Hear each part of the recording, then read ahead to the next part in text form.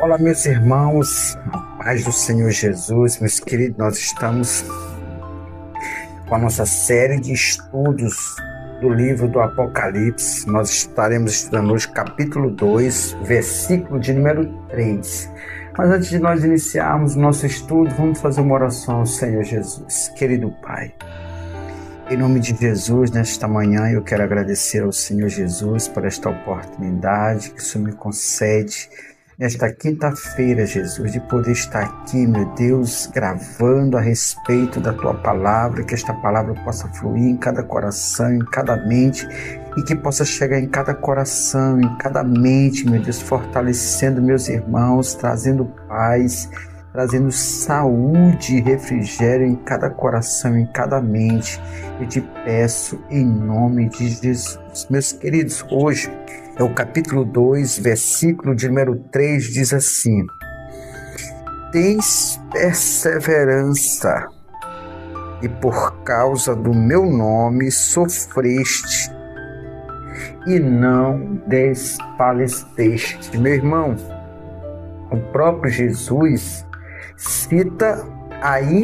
está citando como era a igreja de Éfeso. A gente sabe que Jesus mandou João escrever essas coisas desta igreja, a primeira igreja que nós estamos estudando, a igreja de Éfeso, e a gente sabe que esta biografia que Jesus está detalhadamente falando para João é coisa extraordinária, mas infelizmente a gente vai estudar mais tarde, depois, consequentemente, os versículos futuros desta igreja de Éfeso. Mas por enquanto Jesus está elogiando, Jesus está falando coisas maravilhosas a respeito dela, e nós estamos estudando a respeito desta igreja, tá bom? Eu quero separar 3 pontos deste versículo. Eu quero separar: tens perseverança. Segundo, eu quero separar: por causa do meu nome sofreste. E o terceiro: e não desfaleceste. Meu irmão, primeiro ponto, tens perseverança. A perseverança é a mesmo que paciência. Jesus está dizendo que a igreja de Éfeso era uma igreja muito paciente. E pelo fato da perseverança, continuava confiando em Deus. É uma igreja que era fiel em meio às lutas. Ela não abandonava a fé em meio às perseguições. Por isso que é muito bom ter paciência para poder esperar no Senhor. Igreja que não tem paciência, ela não subsiste. Isso é louvável diante de Deus. A gente sabe que Mateus escreveu a respeito do que Jesus falou, que nos últimos tempos haveria guerra, rumores de guerra, perseguição, por multiplicar a iniquidade, o amor de muitos esfriariam. Então, no capítulo 24 de Mateus, o versículo de número 13, ele vai dizer: e aquele que perseverar até o fim será salvo. Agora, meus queridos, isso é muito importante para as nossas vidas. A perseverança em esperar no Senhor, não desfalecer. Por quê, irmão Orlando? Porque a paciência, a perseverança, ela produz em nós e em você também. Se você tiver paciência e perseverança no Senhor, ela vai produzir na sua vida uma maturidade espiritual. Se você perseverar, ela vai causar em você e em mim um fortalecimento da nossa fé.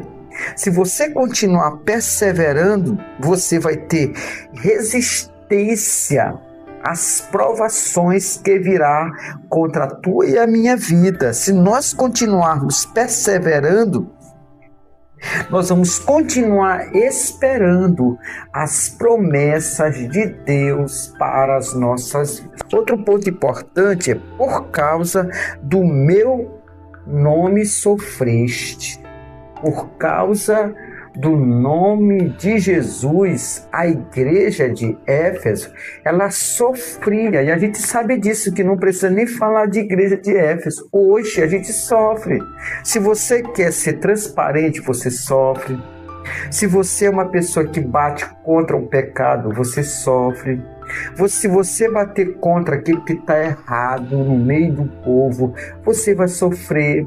Por quê? Porque as pessoas vão te rejeitar, não vão aceitar você no grupo, porque você bate contra o errado. E quem está errado não quer ser corrigido. Infelizmente é isso.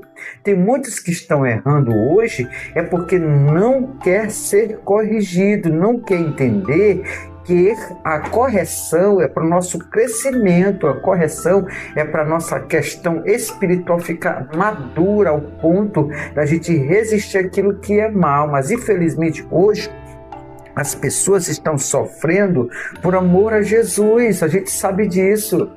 A gente sabe disso, que aquele que defende a fé, ele é rejeitado. Tem repartições públicas, tem empregos, faculdades, escolas, que infelizmente, quando você defende a fé em Cristo, às vezes as pessoas te rejeitam, não quer sua amizade.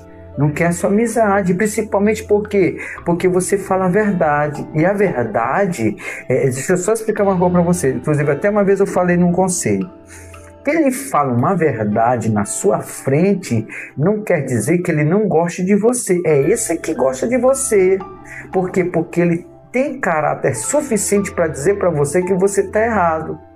Agora, aquele que não tem coragem de falar para você a verdade, que bate nas suas costas, concorda com aquilo que você está fazendo de errado, essas pessoas se afastam dessas pessoas. As pessoas não são seus amigos, não. Essas pessoas não querem o seu bem, porque estão vendo que você está errado, mas não quer lhe ajudar a se corrigir. Então, quando você persevera, que você realmente sofre por amor do nome de Jesus, pode continuar, meu irmão, firme e forte. Não importa se te rejeitarem, se no grupo de faculdade não te quiserem no grupo para defender tese, trabalho, não tem problema não.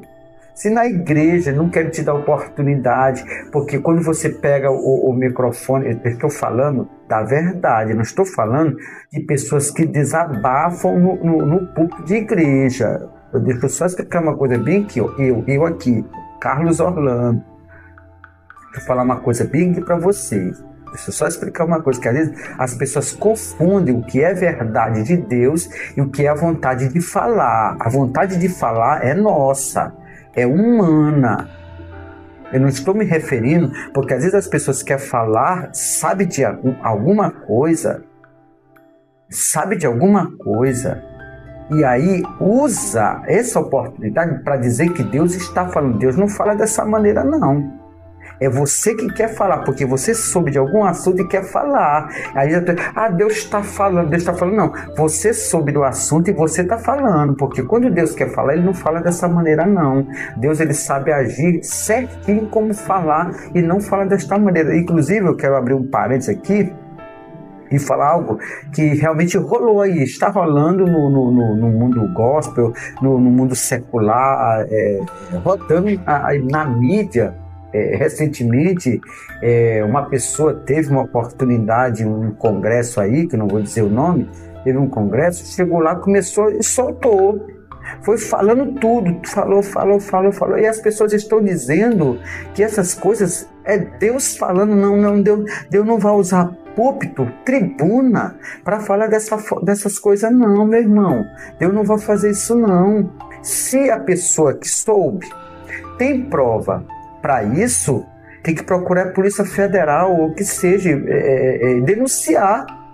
E denunciar mesmo, não é usar púlpito e palanque, onde se ministra o Evangelho de Cristo, a verdadeira palavra de Deus, para dizer o que sabe. E as pessoas ficam iludidas com isso. Não faça isso. E uma certa vez, me lembrando há muitos anos aqui, do pastor Marcos Feliciano, ele citando em uma pregação dele, que inclusive já formaram outros vídeos. Eu estou dizendo aqui, eu não tenho nenhum vínculo com ele. Eu moro, eu sou do Maranhão, tá? Eu sou do Maranhão, não tenho um vínculo com ele, ele é candidato, eu não me envolvo com de candidato, mais uma vez ele pregando, falando que a igreja, os irmãos, não era para estar em delegacia denunciando outro irmão, era para estar no círculo de oração, levando em oração a Deus. Deixa eu só explicar aqui, não falo com ele, não conheço ele, nem ele me conhece. Mas assim, o que eu quero dizer assim, o que ele falou não tem nada a ver com aquilo, não. O que ele falou foi no sentido de irmão, que às vezes se chateia com outro irmão, em vez de procurar chamar o irmão para se consertar, chamar o líder da igreja, chamar o círculo de oração para fazer uma oração de reconciliação.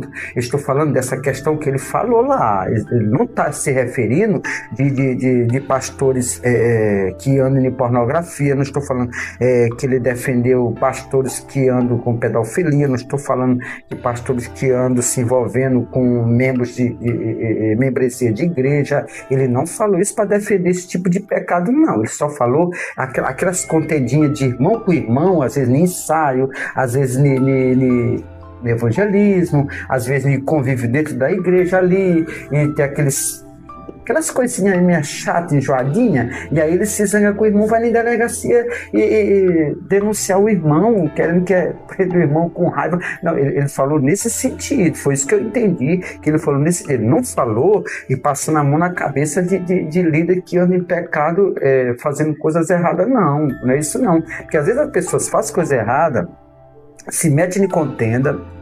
Eu até falei isso no vídeo passado, pessoas que metem a mão no que não é dele, desvia a verba de onde vem, dos fiéis, que seja ilude as cabeças das pessoas para pessoas dar mais. E aí o que acontece? Mas as pessoas descem completamente errado. Quando vem um problema, ele diz que está sendo perseguido por amor a Jesus, por nome de Deus, por nome de Jesus. Isso não tem nada a ver uma coisa com a outra. O Jesus está dizendo para a igreja de Éfeso, está dizendo para nós que nessa época, ao defender o nome de Jesus, porque havia muita perseguição, eles não aceitavam o evangelho de Jesus, eles não queriam aceitar que Jesus havia ressuscitado, ele não queria aceitar de maneira nenhuma que Jesus era o Filho de Deus, enviado de Deus para salvar a humanidade. Eles não queriam aceitar, e devido a isso, essa resistência da igreja de Éfeso, de querer combater, defender o nome de Jesus, declarando que Jesus era Filho de Deus, que Deus era o Deus da igreja e que não aceitava líderes bandalhados, líderes cheios de problema, subindo em tribuna para desabafar, para falar isso, para falar aquilo. Eles não aceitavam, e por causa disso eles recebiam perseguição, eles eram perseguidos pelas autoridades da época. Então isso não tem nada a ver uma coisa com a outra. Mas a pessoa se mete em confusão e aí começa a dizer que está sendo perseguido, está sendo isso, por amor a Jesus. Não tem nada a ver uma coisa com a outra. Então eu quero deixar bem claro aqui nossos estudos, escuta, eu vou dizer bem aqui para vocês aqui, eu aqui, estou dizendo para vocês, irmão Orlando, tribuna e púlpito de igrejas não ficou para desabafar o que sabe. Ficou para ministrar a verdadeira mensagem de Cristo. Se você não tem mensagem de Cristo para púlpitos, para eventos, para qualquer congresso, qualquer coisa que tiver por aí, meu irmão, não aceite o convite. Se você não tem revelação divina para tal, não aceite, não é vergonhoso, não é envergonhoso você rejeitar o convite.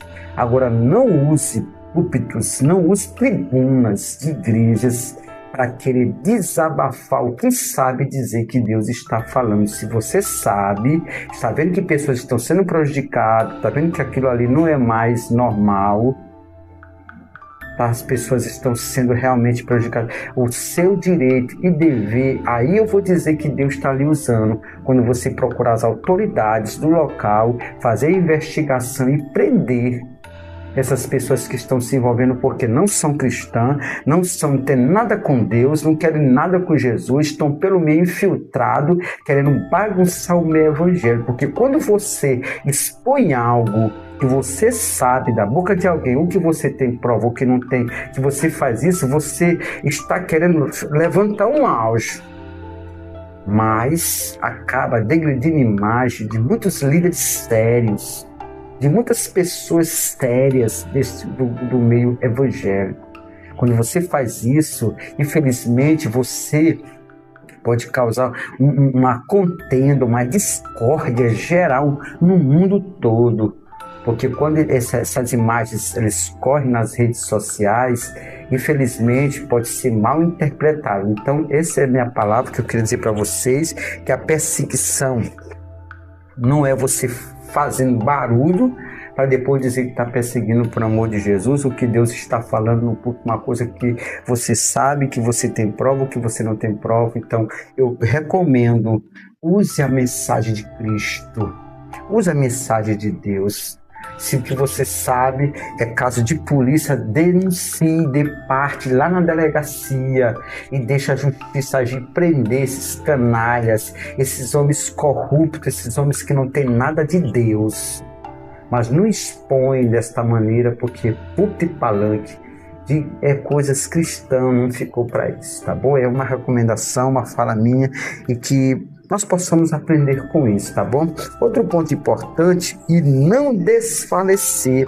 Quando Jesus ele enaltece a igreja de Éfeso, não era para desistir, não era primeiro para perder o ânimo, não era para abandonar a fé, perder o prazer de continuar servindo ao Deus verdadeiro. Eu espero que você tenha gostado.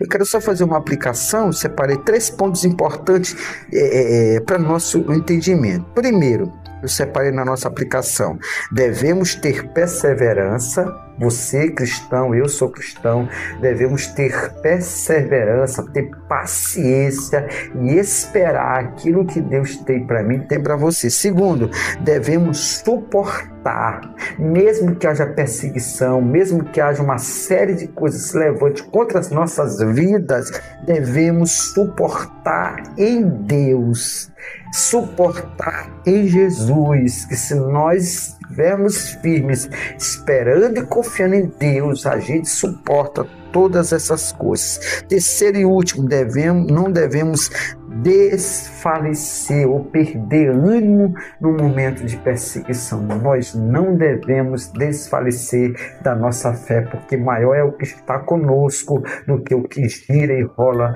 pelo mundo, tá bom? Espero que você tenha gostado. Não se zangue pelo aquilo que eu falei, mas eu quero repetir e dizer: púlpitos, palanques, que é formado para divulgar o evangelho, não ficou para fazer denúncia, ficou para levar o verdadeiro evangelho de Cristo. Se não tem mensagem, não aceite o convite. Se tem mensagem, fale aquilo que Deus está mandando você falar. E não pegue as oportunidades que você sabe ou tem conhecimento de causas, de problemas, para expor. Porque até você se expõe também, tá bom? Espero que você goste. Se quiser deixar algum comentário aí, não gostou, não tem problema não. O Evangelho de Cristo é assim, é poder de Deus para aqueles que creem e obedece a sua palavra, tá bom? Espero que você goste desses estudos. Nós iremos ainda estudar mais e mais, porque Deus é maravilhoso, tá bom? Fique na paz. Tchau, tchau, tchau.